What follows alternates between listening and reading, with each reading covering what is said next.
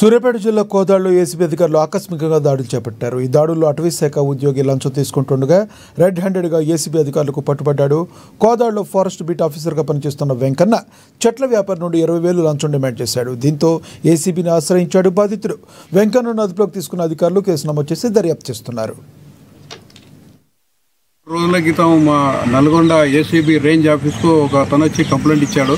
అందులో ఏముందంటే అతను ఈ కోదాడ సబ్ డివిజన్కి సంబంధించి ఊళ్ళో ఉంటాడు.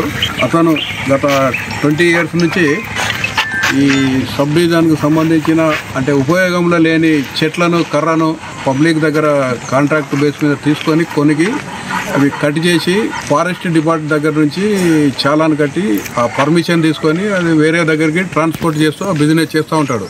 అతను అట్లా చేసే విధంలో కోదాడ రేంజ్ ఆఫ్ సంబంధించి మండలానికి సంబంధించి beat officer Anantula Venkanna forest beat officer complaint లీజుకు తీసుకున్న తోట దగ్గర పోయి వీరు ఇల్లీగల్గా చెట్లు నరుకుతున్నారు పర్మిషన్ లేకుండా అని వాళ్ళను అడిగిన తర్వాత అతను మేము చాలాను కట్టి చేసుకుంటాము ఈ అన్ని చెట్లకు ఎన్ని డబ్బులు అవుతాయని అడిగిన తర్వాత దాదాపు ఒక 120 చెట్లు అంటే ఉపయోగంలో లేని దానికి వీళ్ళు లెక్కబెట్టి ఒక్కొక్క చెట్టుకు 500 చొప్పున చాలాను కట్టి గవర్నమెంట్కు చాలాను కట్టి పర్మిషన్ తీసుకొని అప్పుడు ట్రాన్స్పోర్ట్ చేయాలి అని అన్నప్పుడు అయితే నేను చాలాను అన్నిటికీ కడతాను అని చెప్పిన తర్వాత ఇతను బీట్ ఆఫీసర్ వెంకన్న 60,000 రూపాయలు చాలాను కట్టుకుంటే అది గవర్నమెంట్కి పోతుంది.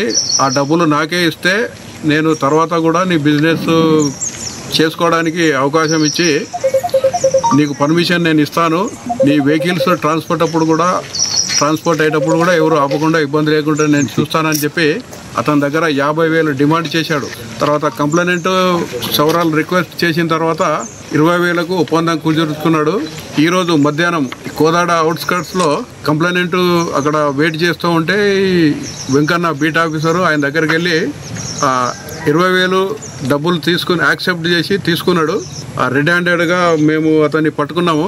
పట్టుకున్న తర్వాత 20,000 ఆయన దగ్గర